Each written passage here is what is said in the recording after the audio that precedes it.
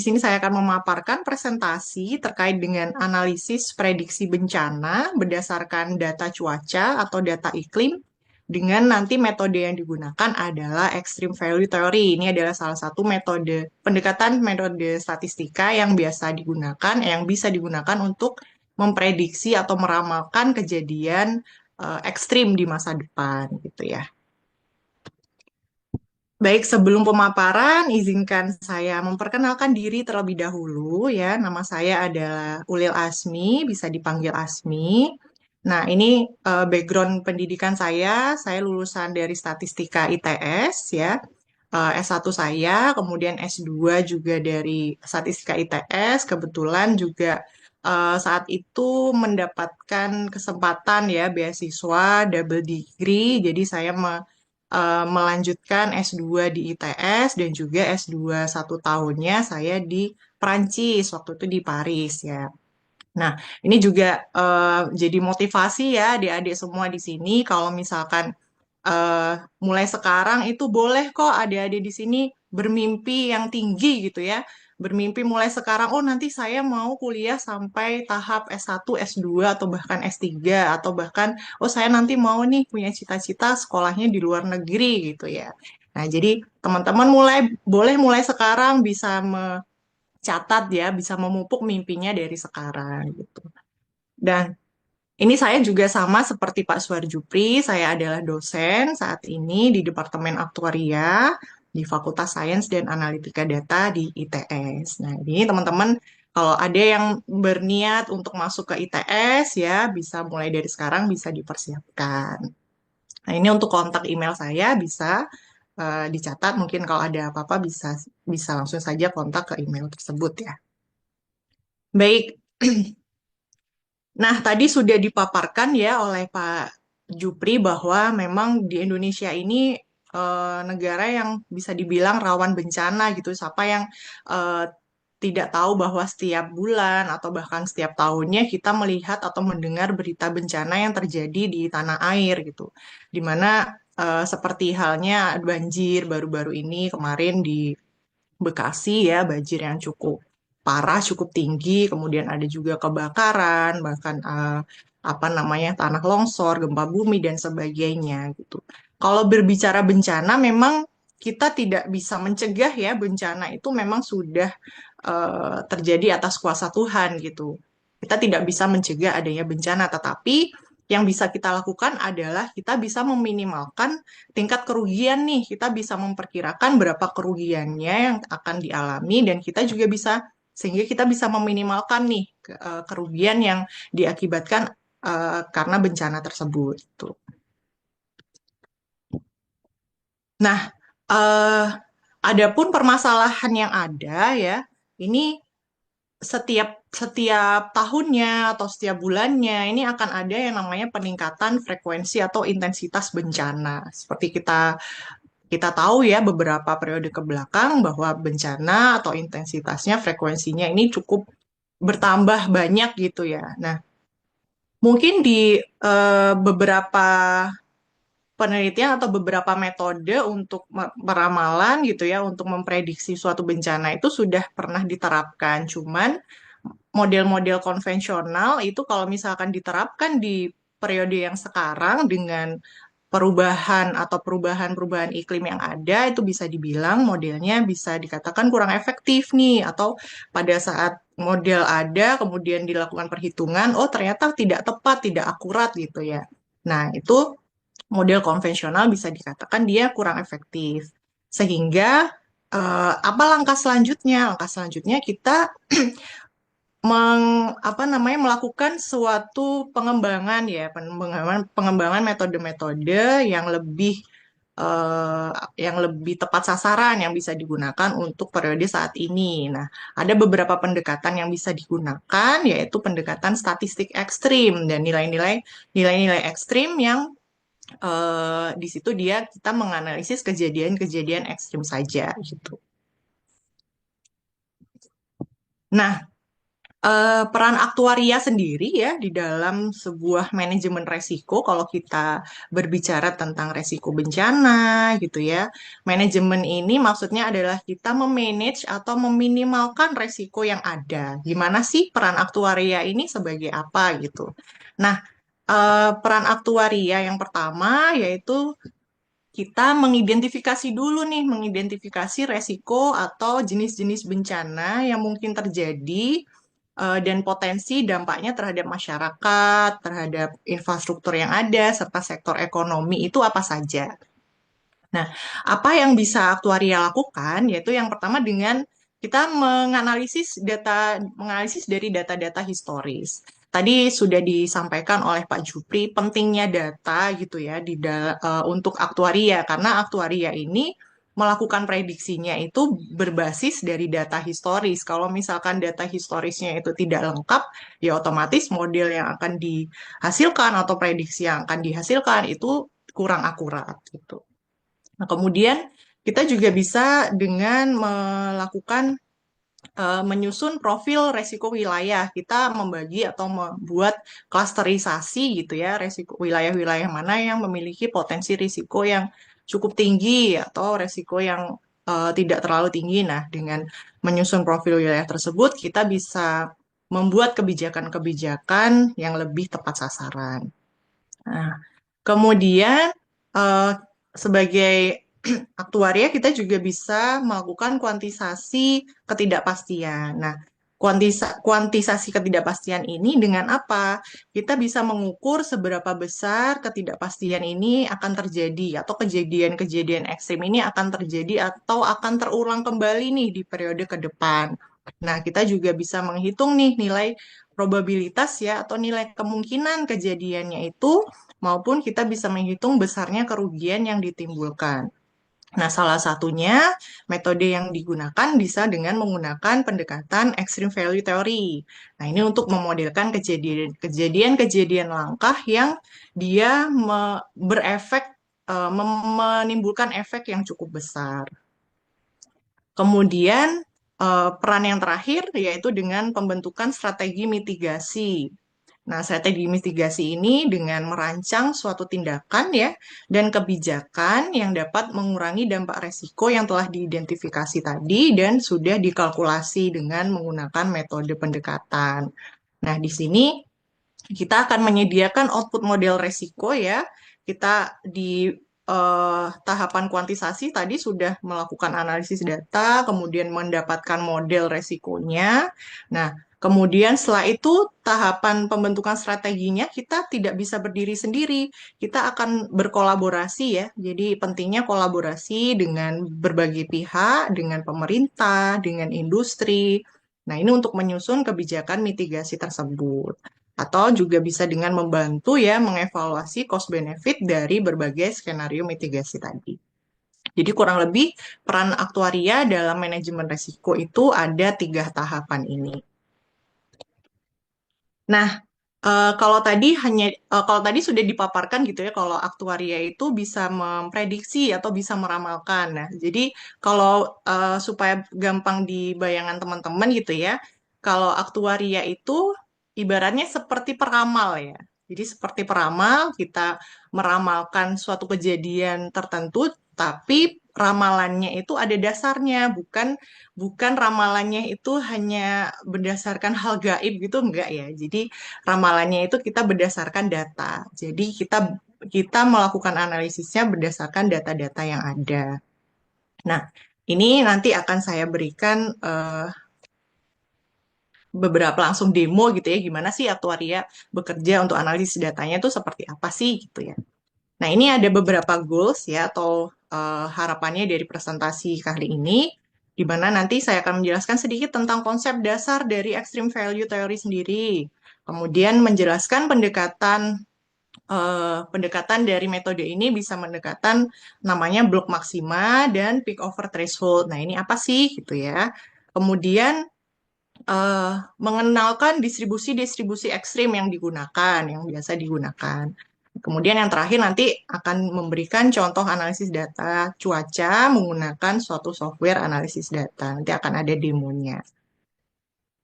Oke, eh yang pertama, apa sih extreme value analysis ya atau analisis nilai ekstrim gitu ya. Jadi analisis nilai ekstrim ini adalah salah satu pendekatan statistika yang biasa digunakan untuk menganalisis nilai-nilai yang paling ekstrim. Paling ekstrim ini bisa dikatakan suatu yang maksimum atau suatu yang paling minimum dari suatu data. Dan analisis nilai ekstrim ini yang merupakan bagian penting dalam memahami kejadian langka yang berdampak besar ya, khususnya dalam konteks lingkungan, dalam konteks iklim dan resiko bencana. Nah, biasanya fokus analisis ini itu hanya pada kejadian langka, namun yang memiliki berdampak besar. Contohnya apa? Contohnya banjir besar dikarenakan curah hujan yang cukup tinggi, kemudian suhu-suhu ekstrim yang bisa mengakibatkan adanya kebakaran, adanya kematian, kemudian gagal panen dan sebagainya. Kemudian di mana analisis extreme value ini itu memodelkannya berdasarkan distribusi tail. Tail itu ekor ya. Jadi kalau misalkan di sini ada gambar gitu ya. Ini adalah eh, histogram. Ini namanya histogram. Ini histogram dari data. Kalau kita punya data gitu ya, ada cukup banyak data, kemudian digambarkan seperti ini. Nah, nilai ekstrimnya itu ada yang di sini. Jadi ini adalah nilai-nilai yang cukup normal ya, ini nilai normal yang sering terjadi, yang normal-normal saja. Nah, untuk yang nilai-nilai yang ada di sini, ini nilai-nilai ekstrim yang kita akan analisis dan kita akan prediksi gitu. Nah, aplikasi extreme value theory ini di dalam dunia nyata bisa diterapkan ke beberapa eh, case ya, seperti di dalam meteorologi gitu ya, untuk hujan ekstrim, suhu ekstrim, untuk hidrologi, untuk yang kejadian banjir besar, untuk lingkungan sendiri, ini kita juga bisa memprediksi pencemaran udara ekstrim dengan memprediksi beberapa nilai dari polutan-polutannya atau gas-gas yang bisa mencemari udara. Kemudian selain itu juga di bidang keuangan kita juga bisa menerapkan dengan menggunakan metode ini untuk kerugian pasar yang ekstrim, seperti tadi yang yang paling maksimal atau yang paling minimal. Nah, untuk konsep distribusi ekstrim sendiri ini terjadi karena adanya suatu perubahan iklim gitu ya. Nah, kalau dilihat di gambar ini kan kita lihat ya, eh, ini yang awal, kemudian ada perubahan iklim, maka ini akan bergeser. Nah, bergeser ini berarti akan terjadi perubahan di dalam rata-ratanya gitu. Kemudian juga bisa dilihat di sini, ini untuk yang normal, kemudian pada saat adanya perubahan iklim, maka terjadi adanya perubahan atau peningkatan variansi gitu ya di dalam kejadiannya. Nah, ini iklim dikatakan mengalami perubahan apabila terjadi peningkatan tadi, ada peningkatan rata-rata, peningkatan nilai variansnya, atau peningkatan di keduanya. Maka ini dikatakan terjadi perubahan iklim. Nah, ini sudah terjadi ya sekarang seperti yang tadi disampaikan Pak Jupri bahwa kalau musim hujan biasanya di bulan-bulan eh, yang berakhiran ya, November dan sebagainya. Cuman semakin ke sini perubahan juga akan semakin berubah. Kemudian suhu juga, di mana suhu rata-rata biasanya tidak sampai 35. Sekarang suhu rata-rata itu sudah melebihi atau sudah eh, meningkat. Nah, itu indikasi terjadinya sudah ada perubahan iklim. Nah, ini konsep distribusi ya kalau berbicara ekstrim itu ada istilahnya, ini ada beberapa istilah ya, ada distribusi Weibull, Gumbel, dan Fréchet. Ini untuk masing-masing dengan eh, apa namanya syarat dan ketentuan sendiri-sendiri. Ini untuk yang variabel lokasi yang kurang dari nol, sama dengan nol, atau yang lebih dari nol. Nah, ini masing-masing distribusi ini punya model atau punya distribusi atau punya ini ya apa persamaan masing-masing. Nah, itu nanti yang akan mengaruhi nilai atau hasil dari prediksinya. Nah, eh, konsep distribusi ekstrim ini kalau kita bicara apa namanya pemodelan ya, pasti kita pada saat setelah menganalisis data kita akan punya model yang akan bisa dilakukan untuk menghitung nilai atau untuk memprediksi kejadian di masa depan. Nah, Ini adalah salah satu contoh model dari distribusi ya, distribusi GEV namanya Generalized Extreme Value. Di sini ada model eksponensial dan ada rumus satu plus shape, kemudian ada Z kurangi dengan eh, parameter rata-rata dibagi dengan skala dan sebagainya. Nah, ini nanti dari hasil analisis kita menggunakan software pengolahan data, kita akan mendapatkan tiga nilai ini, atau kita akan mendapatkan nilai lokasi, kita akan mendapatkan nilai skala, kita akan mendapatkan nilai shape gitu ya. Nah, dari nilai-nilai ini akan kita masukkan nanti ke dalam persamaan, kemudian kita hitung ya nilai untuk memprediksi ke depannya. Nah, Nah, kalau misalkan kita tadi ya bicara tentang analisis atau bicara prediksi, hal yang paling utama adalah data. Kita harus punya cukup data nih untuk melakukan pemodelan, untuk mendapatkan model yang akurat. Nah, biasanya kalau berbicara untuk teori atau analisis extreme value, kita membutuhkan data yang cukup panjang. Jadi kalau mau dapat data yang akurat itu, data yang kita gunakan itu bahkan 10 tahun atau 20 tahun ke belakang itu yang kita pakai. Sehingga datanya bisa menangkap pola ya, pola perubahan setiap tahunnya.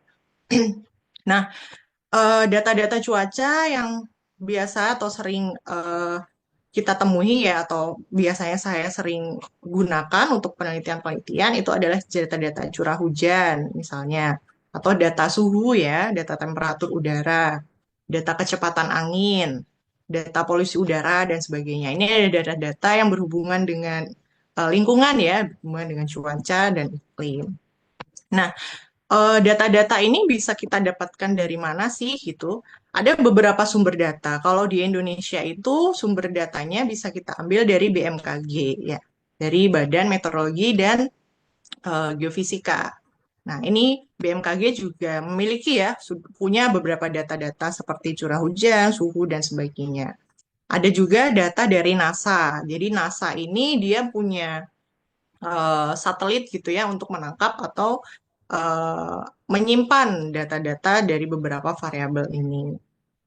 Nah, eh, untuk data cuaca sendiri ada tantangan yang kita hadapi ya, yaitu biasanya kita mendapati banyak data itu yang missing atau datanya tidak tercatat ya, seperti tadi. Kalau misalkan kita ingin menganalisis dengan periode yang cukup panjang, maka datanya juga harus lengkap. Nah, kalau misalkan terjadi missing data seperti ini, ada solusinya untuk menginputasi kembali, tapi ya memang akurasinya, kalau bicara dengan akurasi, maka akurasinya tidak setepat kalau misalkan datanya itu lengkap, gitu ya. Belum lagi kalau misalkan ada outlier, kemudian ada non-stasioner. Non-stasioner ini datanya mengandung tren. Kalau misalkan datanya ini mengandung tren, atau kalau misalkan semakin meningkat, nah itu kan berarti trennya naik ya. Nah, itu data-data yang seperti itu biasanya tidak cukup dimodelkan dengan menggunakan metode yang sederhana. Jadi ada pendekatan metode yang lainnya. Nah, ini peta sebaran stasiun meteorologi ya yang dimiliki BMKG ini cukup banyak. Jadi di masing-masing kota, di masing-masing pulau ini sudah tersebar banyak sekali stasiun meteorologi sehingga kalau misalkan kita ingin melakukan analisis data, seharusnya kita bisa juga menerapkannya ke semua wilayah di Indonesia sehingga semua wilayah bisa terakomodasi dan bisa melakukan mitigasi lebih awal.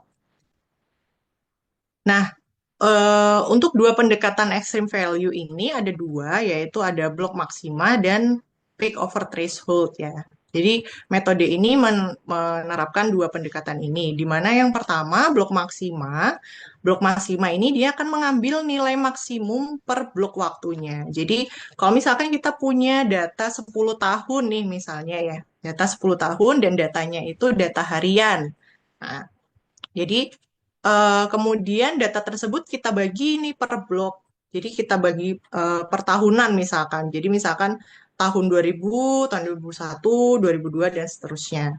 Nah, nanti dari masing-masing blok ini kita akan ambil satu nilai maksimal satu nilai maksimal nanti yang akan digunakan untuk analisis selanjutnya. Nah, nanti kalau dengan metode pengambilan sampel blok maksima ini akan dimodelkan dengan pendekatan generalized extreme value atau GEV. Sedangkan untuk yang peak over threshold, nah ini pengambilan data ekstrimnya ini dengan mengambil data yang melebihi ambang batas atau thresholdnya. Jadi kita menetapkan threshold terlebih dahulu. Misalkan untuk curah hujan ya, curah hujan yang di atas 150 itu termasuk nilai ekstrim. Nah, jadi selama 10 tahun itu data-data yang nilainya di atas 150 itu akan kita pakai sebagai data ekstrimnya. Nah, untuk yang POT ini dimodelkannya dengan pendekatan generalized Pareto distribution. Jadi, dua pendekatan ini memiliki model yang berbeda gitu. Nah, ini contohnya ya. Ini kalau yang blok maksima, ini misalkan data kita bagi bloknya, ini misalkan blok per tahun, ini tahun pertama, ini tahun kedua, dan seterusnya. Maka yang menjadi nilai ekstrimnya ini kita ambil yang paling maksimal. Yang di blok kedua kita ambil yang paling maksimal. Nah, sedangkan yang peak over threshold, kita tentukan dulu berapa ambang batas maksimalnya. Nah, nilai-nilai yang ada di atas ambang batas ini yang kita ambil sebagai nilai ekstrim. Nah, ini tadi ya untuk studi kasus di Indonesia ini sudah cukup banyak ya yang penerapannya, yaitu tentang curah hujan atau ya, biasanya menganalisis curah hujan ekstrim di Jawa Timur ya atau di wilayah Jabodetabek atau di provinsi-provinsi lain yang sekiranya dampak curah hujannya itu eh, memberikan dampak yang cukup besar gitu. Kemudian polusi udara ekstrim ini juga ya, ini juga pernah dilakukan analisis polutan PM25 atau PM10 yang ekstrim di DKI Jakarta karena kita tahu sendiri bahwa wilayah Jabodetabek ini cukup banyak gitu ya polutannya kalau dilihat pencemaran udaranya. Nah, ini ada tahapan-tahapan analisis extreme value ya. Yang pertama ini tadi ya kita punya data dulu nih, data lengkapnya ya, misalkan data harian, selama 10 tahun kita punya data, kemudian kita lakukan identifikasi nilai ekstrimnya tadi dengan pengambilan nilai ekstrim pakai blok maksima atau POT. Kemudian kita cek stasionaritas data. Nah, apakah datanya ini tadi, data ekstrimnya tadi ada trennya atau tidak? Apakah datanya itu konstan? Apakah ada tren naik atau tren turun gitu ya? Nah, ini kita cek dulu. Kemudian kita lakukan fitting distribusi tadi ya kalau kalau kalau blok maksima kita cocokkan dengan distribusi GEV. Kalau yang POT kita cocokkan dengan distribusi JPD. Nah, ini kita akan dapatkan nanti estimasi parameter yang tadi ada parameter lokasi, parameter shape, ya, parameter ada tiga parameter tadi. Nah, ini eh, kita gunakan modelnya sesuai dengan uji stasionaritas tadi. Kalau datanya stasioner tidak ada tren ya kita pakai yang tidak mengandung tren. Kalau yang datanya mengandung tren ya kita gunakan yang model dengan mengandung tren. Nah, kemudian setelah itu kita lakukan uji kesesuaian distribusi data untuk memastikan oh ternyata sudah benar distribusi dari datanya itu sesuai dengan GEV atau sudah sesuai dengan model yang GPD gitu ya. Nah, kalau misalkan sudah sesuai nih, sudah dipastikan oh ya ini sudah benar gitu kan modelnya, baru kita lakukan perhitungan return level atau kita lakukan prediksi nilai ekstrim di periode ke depan. Nah, nah ini langsung saja mungkin di sini biar teman-teman ada gambaran ya, ini saya akan menjelaskan sedikit tentang demo pengolahan data untuk analisis extreme value. Nah, di sini kita pengolahan datanya menggunakan bantuan software analisis data. Namanya adalah RStudio. Ya, ini bisa diakses gratis ya, bisa diakses oleh siapa saja. Jadi bisa di-download dulu, kemudian eh, ini juga bisa offline ya. Mungkin ada beberapa yang perlu online kalau misalkan kita akan mendownload package-package tertentu gitu ya. Nah, di sini saya akan mencontohkan tentang studi kasusnya yaitu memprediksi curah hujan harian maksimum di Surabaya. Nah, datanya yang saya ambil ini adalah data curah hujan harian dari NASA. Untuk datanya ini saya kumpulkan data selama 24 tahun ya, dari data tahun 2000 sampai 2024. Nah, jadi tujuan dari analisis ini adalah untuk mengestimasi return level, misalkan hujan 50 tahunan atau hujan 10 tahunan dan sebagainya. Dengan pendekatan yang digunakan adalah pendekatan blok maksima, yaitu mengambil data maksimum tahunannya. Ya, jadi kalau datanya sudah siap, nah ini nanti tampilan RStudio itu seperti ini ya, teman-teman. Jadi ini adalah salah satu software yang bisa digunakan untuk analisis data. Nah, ini yang diperlukan di sini adalah ilmu pemrograman. Jadi ini ada sintaksnya, kita harus menuliskan sintaks atau perintah gitu ya. Nanti tinggal kalau sudah ada perintah sintaksnya, tinggal kita running, kemudian dia akan melakukan pengolahan data sendiri. Sudah ada rumusnya di sini sudah dikembangkan oleh RStudio dan sebagainya. Jadi kita hanya menuliskan sintaksnya saja dan menyiapkan datanya. Nah, jadi teman-teman di sini yang masih di SD, SMP maupun di SMA perguruan tinggi gitu ya, kalau misalkan mau ahli di bidang analisis data, mulai sekarang bisa ditekuni selain dari ilmu matematikanya, ilmu programming ya, ilmu komputasi itu juga bisa dimulai dari sekarang. Nah, ini ya. Jadi ini adalah data curah hujan hariannya ya. Jadi mulai tahun 2000 sampai 2024 ini datanya cukup cukup besar ya. Data harian selama 24 tahun gitu ya. Nah, ini yang dikumpulkan kurang lebih seperti ini. Jadi ada tanggal, kemudian di sini ada data curah hujan, satuannya milimeter gitu ya. Nah, di sini di 1 Januari 2000 ini curah hujannya sebesar 23,94 milimeter dan sebagainya. Oke. Nah, ini kalau misalkan kita tampilkan datanya ya, pergerakan datanya akan seperti ini mulai tahun 2000 sampai 2024.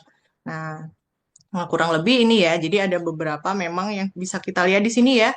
Ini range-nya mungkin 100 di sini ya. Ini di bawah 100 itu kurang lebih normal. Nah, ini ada beberapa titik-titik yang memang curah hujannya cukup besar atau bisa dibilang inilah titik-titik ekstrim nanti yang akan kita analisis atau kita modelkan.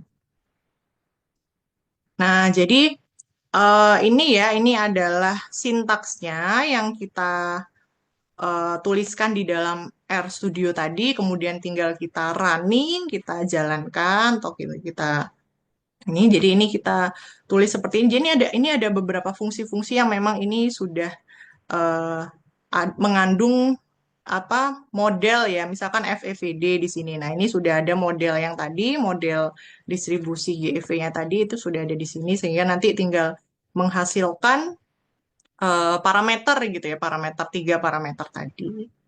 Nah, ini adalah data maksimum curah hujan yang sudah diambil ya. Jadi identifikasi yang pertama yaitu mengambil data-data maksimal tiap tahun. Nah, ini kita sudah dapat data maksimal tahunannya dari apa namanya menjalankan program yang ini, sintaks yang ini kita sudah dapatkan data-data maksimalnya. Nah, kemudian ini ya, jadi kita jalankan dulu package-nya. Package-nya namanya Extreme. Jadi setiap model atau setiap metode itu kita butuh library yang berbeda-beda. Jadi bisa disesuaikan. Kemudian kita import datanya. Nah, kita siapkan dulu datanya di Excel ya. Jadi datanya sudah siap di Excel, kemudian kita tinggal import ke R. Kemudian, nah ini tadi untuk menjalankan program memilih titik-titik maksimalnya tiap tahun. Nah, untuk yang fungsi ini adalah ini untuk memodelkan, mencari estimasi parameter dari GEV tadi. Ada 3 parameter ya, ada shape, ada location tadi. Nah, kemudian ini menghitung return levelnya atau menghitung, nah ini baru memprediksi nih, memprediksi kejadian ekstrim di 2 tahun ke depan, misalkan returnnya 2, ini di 2 tahun ke depan, atau di 10 tahun ke depan. Ini tinggal mengganti saja return rate-nya, 2, 5, atau 10. Nah, ini hasil dari summary tadi ya, hasil dari pengolahan analisis extreme value-nya tadi. Nah, di sini kita dapat ini nih, estimated parameter ini yang kita lihat. Estimated parameter di sini kan kita butuh tadi ada tiga ya parameter.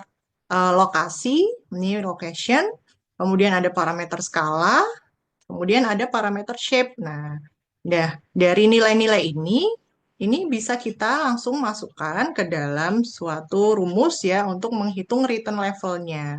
Nah, return level itu apa? Return level ini adalah nilai yang diperkirakan akan tercapai atau terlampaui sekali dalam jangka waktu tertentu. Jadi, kita bisa memprediksi berapa kejadian ekstrim di periode tertentu yang kita inginkan. Jadi tinggal kita masukkan saja berapa nilai lokasinya. Misalkan lokasinya sebesar 184, juga tinggal masukkan ke dalam sini. Kemudian kita tinggal menghitung misalnya K-nya. Nah, K-nya ini misalkan mau 5 tahun ke depan, 2 tahun ke depan, 10 tahun ke depan. Nah, kita tinggal rubah nilai K di sini. Gitu. Nah, di dalam softwarenya itu juga sudah langsung ya ada fungsinya. Misalkan untuk menghitung return tadi, kita bisa menggunakan langsung fungsi return level di sini. Kemudian kita bisa langsung masukkan berapa periode yang kita inginkan, misalkan 10, 20, 50, atau 100 tahun ke depan. Nah, ini hasilnya di sini didapatkan return level untuk 10 tahun ini adalah 276 mm per hari. Jadi eh, nah, return level di sini bisa diartikan seperti ini ya. Hujan sebesar 276 mm ini diperkirakan akan terjadi setiap 10 tahun. Nah, kalau misalkan kita sudah memprediksi dalam 10 tahun ke depan ini akan terjadi curah hujan yang sebesar ini misalkan. Nah, ini bisa kita gunakan untuk apa?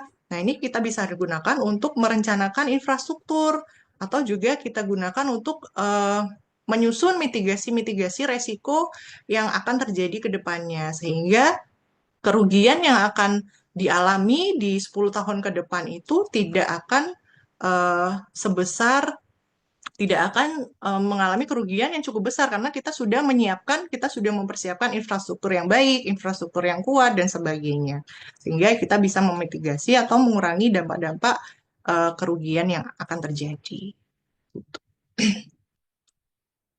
Nah, itu tadi kurang lebih analisis extreme value seperti ini. Jadi yang terakhir kita akan mendapatkan return levelnya gitu ya. Nah, kemudian apa sih tantangan dan solusi apa sih tantangannya dalam melakukan analisis ini ya? Tantangan yang pertama yaitu yang ini ya data bersifat non-stasioner. Karena terjadinya perubahan iklim ini, maka kita tidak bisa nih memodelkan data itu hanya dengan model yang sederhana, sehingga diperlukan pengembangan model dengan memasukkan beberapa kovariat seperti adanya tren waktu atau kovariat variabel yang lain seperti suhu, kemudian ada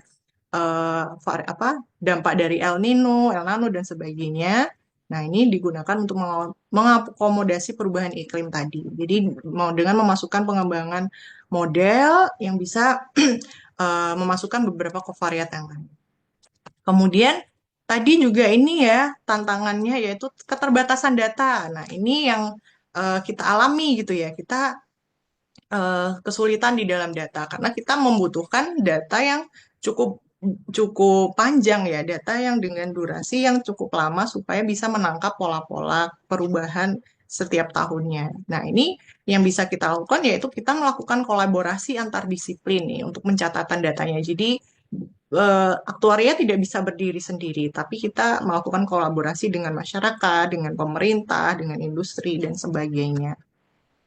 Nah, kemudian pemilihan threshold ini ya. Kalau misalkan pemilihan nilai ekstrimnya menggunakan metode POT tadi, nah ini juga harus menentukan pemilihan threshold yang cukup eh, yang akurat, yang tepat. Kalau thresholdnya terlalu rendah, nanti datanya terlalu banyak, nanti akan menghasilkan hasil yang bias. Kalau ya thresholdnya terlalu tinggi, maka nilai ekstrimnya nanti yang diperoleh sangat sedikit. Nah, ini bisa menghasilkan variansi yang besar. Nah, ini solusinya bisa menggunakan bantuan ada plot gitu ya, namanya mean access plot untuk mencapai berapa titik optimal yang digunakan untuk menentukan berapa nilai ekstrim yang terpilih.